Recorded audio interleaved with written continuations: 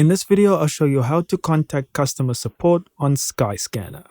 Alright, so it took me a little while to find this, but what you want to do is scroll down and you'll see company details. Click on that. Then it will bring you to this page and you'll scroll down again till you see contact form. Click on that. And now you need to fill out this form. This is the only way I know to contact them. So choose what you're searching for, what exactly it is you want them to help you with, then your name and email address, put in a heading, and then describe the problem in detail and drag and drop any necessary files and hit submit.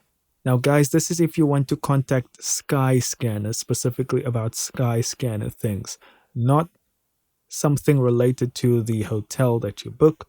Remember, Skyscanner is just a search engine. Thank you so much for watching. Don't forget to hit like and subscribe, and I'll see you in the next video.